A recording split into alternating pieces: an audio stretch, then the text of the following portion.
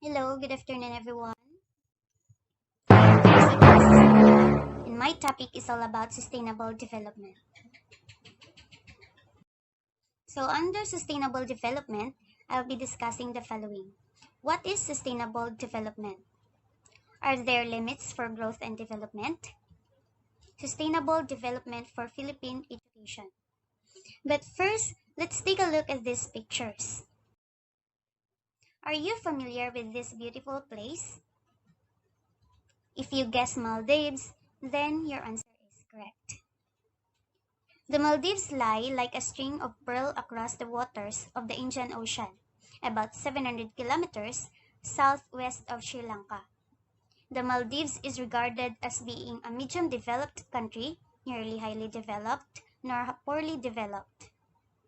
Developed nations are generally categorized as countries that are more industrialized and have higher per capita income levels. So diri na bilong ang Maldives sa developed countries. Unlike us here in the Philippines, just like Sir said in our last meeting, the Philippines belong to developing nations that are generally categorized as countries that are less industrialized and have lower per capita income levels. So going back to Maldives, although fishing is still a major industry for the 270,000 people who live in Maldives, the biggest industry is now tourism, with almost 90 tourist resorts spread throughout the chain. Now, do you have plans on visiting this beautiful place someday? Now, if you want to see the Maldives, it would be worthwhile going soon because there is a danger that the rising levels of seawater associated with global warming will before long wipe the Maldives off the face of the earth. So kung plano ka mo mag-visit sa Maldives, it would be worthwhile going soon with sea level rising dramatically. In the past few decades, the island will suffer the most as they eventually become entirely submerged. But the Maldives is not alone. A 1 meter rise in sea levels would see 12% of Egypt, home of 7 million people, disappear under the water. Other countries with large river delta region such as Thailand, Bangladesh, and Nigeria would have significant areas made uninhabitable. As countries become more developed, they often require more fossils like natural gas, petroleum, coal, used to produce electricity to allow factories, electric lights, television, and computers to work or to power cars and trucks used to transport people and goods from place to place. But not only that, they also change the way in which our land is used, cutting down trees, which take carbon dioxide out of the air and replacing them with other crops, and this also contribute to the increase in greenhouse gases. Just like sa bukid, ginakat daw nila ang trees kag ginareplacean sa mga mais and other crops. But the IPCC, or the Intergovernment Panel on Climate Change, predict that the result of these changes, global temperature, could be rise between 1.4 degrees Celsius to 5.8 degrees Celsius by 2100s.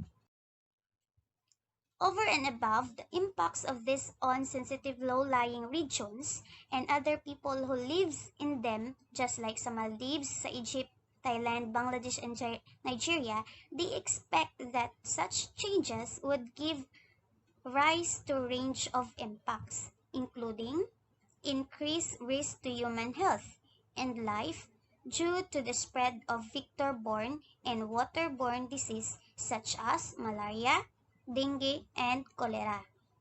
Increased risk to human life and health due to increased volatility of floods and storms, and significant disruption of ecosystem leading to threat to biodiversity.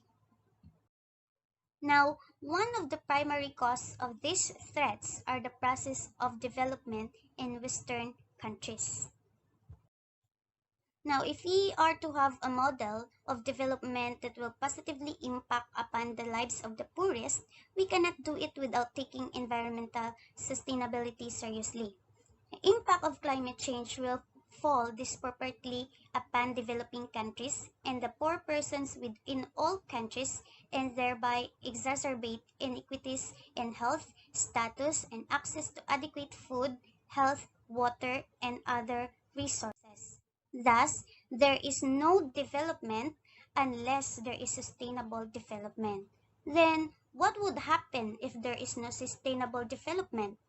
Global warming is an example of what happens if we do not develop sustainably. And those examples that I mentioned earlier, rising of sea levels, loss of forest, and other many possible consequences. Next, sustainable development. What is sustainable development? Now, according to World Commission Environment and Development, often known as the Brundtland Commission because it was chaired by the then Prime Minister of Norway, Gro Harlem Brundtland, sustainable development that meets the needs of the present without compromising the ability of future generations to meet their needs. But what does that mean? Everyone understands the need to grow their economies, but not everyone takes into account the negative that unbalanced economic growth can have on the environment and the people's well-being. Development must meet the needs of people in the present. Now, we must have food, water, air, and shelter to survive. This means addressing the huge inequalities in wealth and poverty that exist. Another, according to Brundtland, development must meet the needs but not necessarily the wants of people in the present. Now we all know that wants, things that you would like to have, while needs, things that you must have to live. Given the limited resources available to people on planet Earth and the limit of currently technology in making the most of these resources, a fairer distribution of resources may mean that people in Western countries cannot continue to consume energy and resources and to pollute as at present level. Development requires equality between generations in that we cannot meet the need of the present by utilizing so much of the earth's resources that we hinder the chances of future generations to meet their needs. But not everyone agrees that the Brundtland Commission definition of sustainable development. One critic, Timothy O'Riordan, suggests that there are four different theories. Now, the ecocentric place ecological laws at the center of their approach and identify that humans should relate to the earth and identify that humans are subject to these laws. And the technocentric place humans and their capacity to adapt the world to their needs at the center of the approach. But what sort of environmentalist are you? Are you an ecocentric or a technocentric?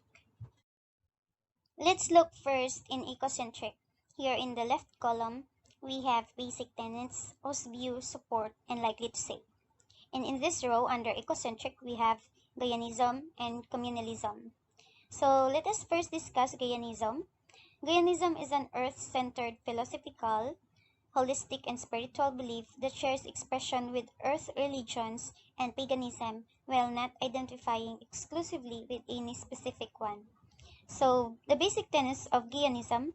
First, the earth is a system, like a body, with different parts being like different organs in the body.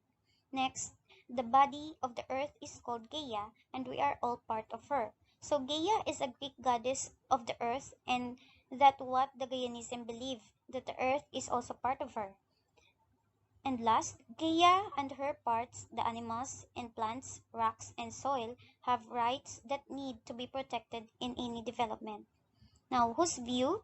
James Lovelock argued that we should regard the world as if it were a single living organism, which he referred to as Gaia.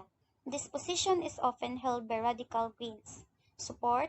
0.1 to 3% of population in various opinion surveys. Likely to say, the entire range of living matter on Earth could be regarded as a single living entity capable of manipulating the Earth's atmosphere to suit its overall needs. This organism, of which human society is a part but only one part, regulates her activities in a very complex and subtle way. Next, communalism.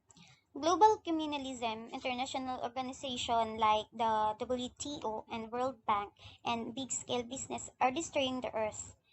Big technology like nuclear power has got out of people's control. Next, we need to improve or move toward small-scale, self-reliant communities rather than big cities that do not produce what they consume. Next, we need to use renewable resources and appropriate technology that people can understand and control. Now, whose view? Ernst Friedrich Schumacher published Small is Beautiful, promoting such scale, self-reliant community development in 1973. Now, the support that he had, 5 to 10% in various opinion surveys, likely to say, ever bigger machines entailing ever bigger concentrations of economic power and exerting ever greater violence against the environment do not represent progress. They are a denial of wisdom. Wisdom demands a new orientation of science and technology towards the organic, the gentle and non-violent, the elegant and beautiful. Next, let's take a look and discuss the technocentric. Okay, same on the left column, we have basic tenets whose views support likely to say. So, under the technocentric, we have accommodations and interventions. Now, in accommodation, humans have the right to exploit the Earth's resources for their well-being. Next, the Earth's resources are finite and must be properly managed. Next, we must carefully assess the potential dangers to the environment and their knock-on effects on humans.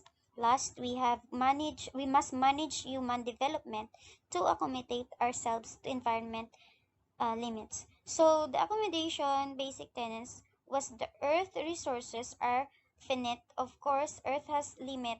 It is not infinite that we can have it if we human wanted to. That is why it must be properly managed. It was also emphasized by the accommodation that the earth resources had limits. Now, whose view? This view is according to Brundtland Commission report of 1987. Support 55 to 70% of various opinion surveys. Likely to say, human beings are the center of concerns for sustainable development. They are entitled to a healthy and productive life in harmony with nature. Next, intervention. Now, intervention basic tenets. The earth is robust and can survive human interventions. When resources becomes scarce, the loss of supply and demand will make them expensive and will thereby reduce demand. Next, there will then be a market niche for business that will make a profit by developing new products that will fill any gaps. And there is therefore no need for major social change. Our current way of working will solve any problems.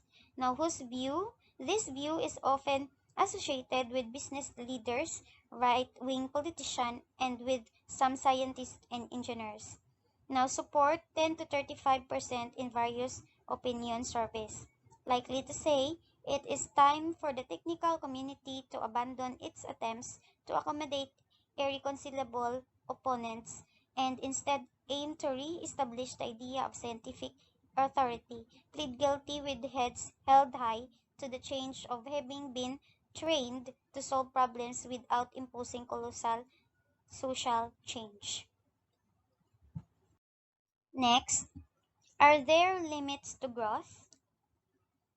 Okay, we all know that growth is the process of increasing in physical size. So, are there limits to growth? So, for much of the period since the beginning of the industrialization, one exception is the British economist Thomas Malthus, who wrote at the end of the 18th century, century that the population had a tendency to increase at a quicker rate rather than food supply. So, mas may tendency nga mas mataas ang population kaysa food supply. So, that is why si Malthus developed, or there would be inevitably positive checks and preventive checks. The positive checks, such as disease, epidemic, war, and famine, would increase the death rates or the higher death rates. And the preventive checks, such as postponement of marriage, consumerism, education, and minimum wage, would reduce lower birth rates. Both he felt were characterized by misery and vice. That is according to Malthus. Next, although events like this picture, Irish famine of the 1840s rather, seem to some people have confirmed the theory of Malthus nga mas madamo pa ang population kaysa food supply. Although Malthus wrote in his book that population had a tendency to increase at a quicker rate than food supply, the error in Malthus' theory was that he did not pay sufficient attention to the capacity of new technology to increase food supply to match the increase in population. However, even if he was broadly wrong at the time he made his claims, some would argue that we now need to look again at his. In 1972, a report entitled The Limits to Growth was published, once more resurrecting the Malthusian hypothesis using more modern modeling techniques and factoring in a range of different types of scenarios. The authors argued, following Malthus, that the use of resources, industrial output, population, and pollution are growing at an even increasing rate, while the capacity of the earth to accommodate such growth is limited. Now, what are the possible scenarios for growth and limits? Now, where technology can enable the Earth's carrying capacity to be increased along with resource use, industrial output, population, and pollution, then the limits will never be reached and growth can continue indefinitely. So, as you can see, the carrying capacity, and here's the population, the technology enable the Earth's carrying capacity to increase. So population had a tendency to increase at a quicker rate rather than food supply. But that was before. Because of new technology, the food supply increases and it can match the increase of population. Thus, the Earth's capacity can continue indefinitely. Next, where there is a limit to the extra carrying capacity that can be developed by technology, and where there the feedback mechanism that would alert people to such limits are quick, accurate, and responded to by political leaders, then the limit will be approached but never breached. So that is why feedback is very important. It helps individuals to understand what they did well and what they could do better.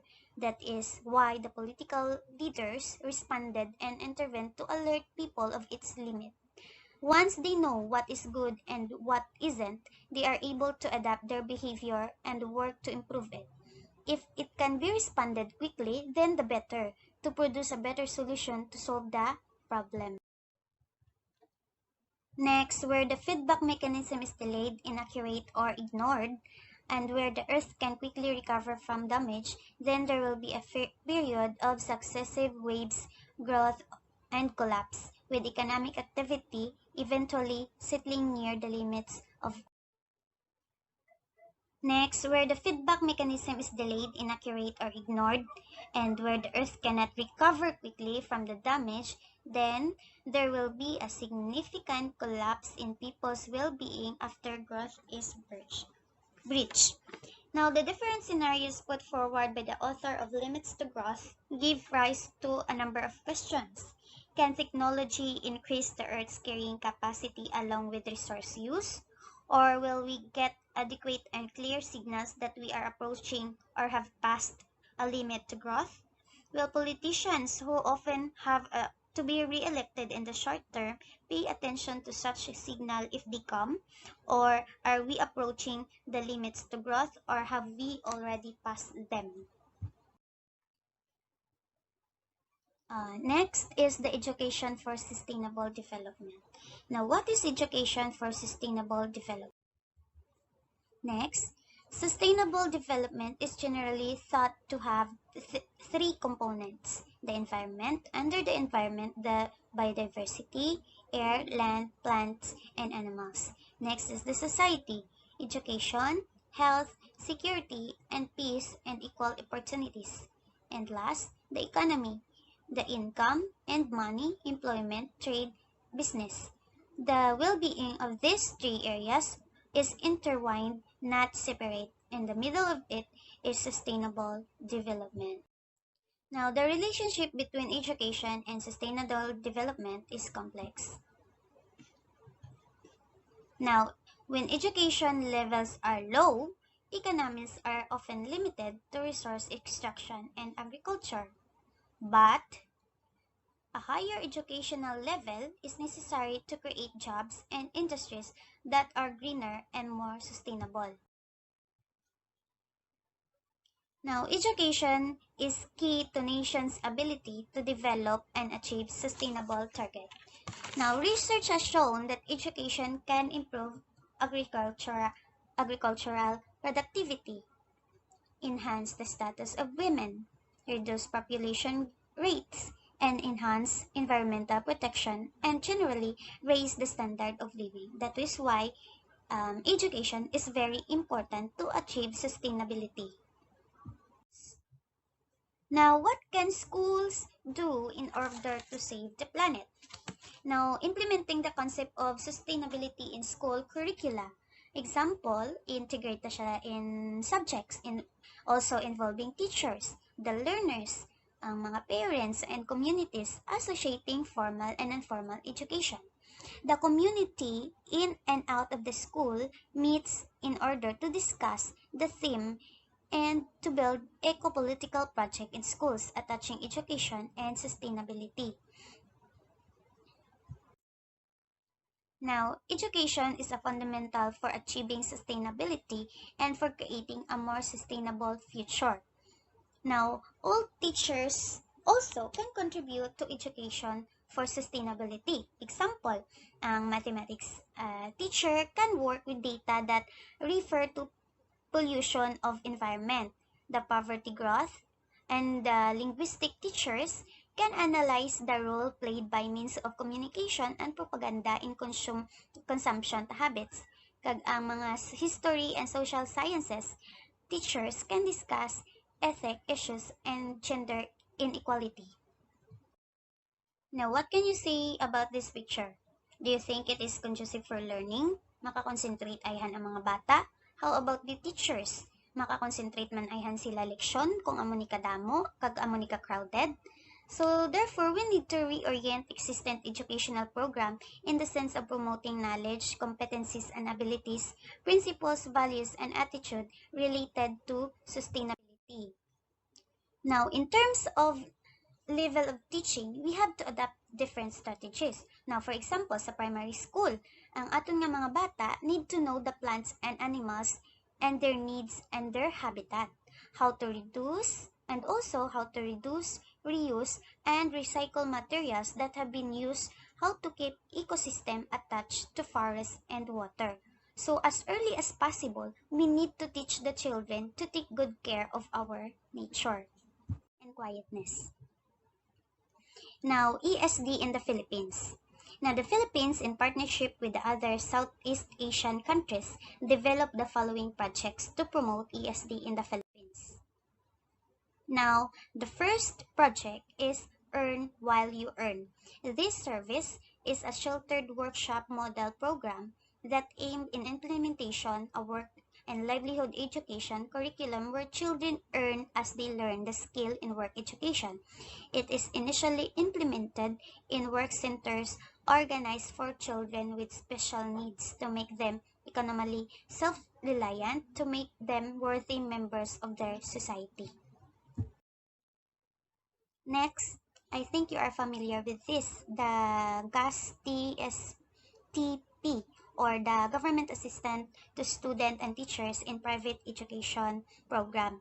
So, ang service nga ini aims to improve or assist public high schools that cannot accommodate all students. So, those students nga hindi ma-accommodate sa public schools, the Department of Education sends children who cannot enter public schools to a selected private school. So nagapili sila sang private school that will respond to the country's need in the area of practice, expanding access to secondary education.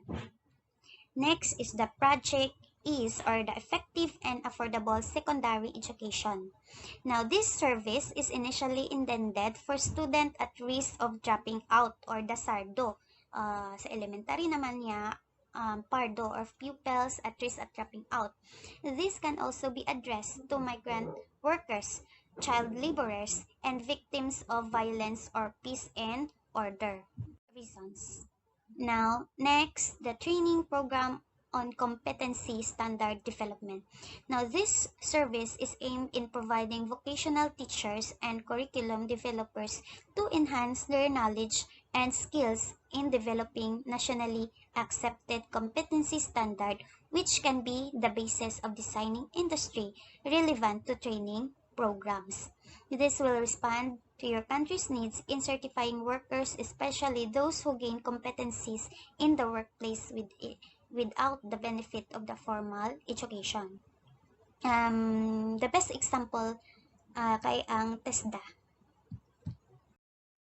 Now, development is a program that sustainably development transformation our society from a destructive, irresponsible, and wanton user of nature's resources to one committed to their protection and preservation.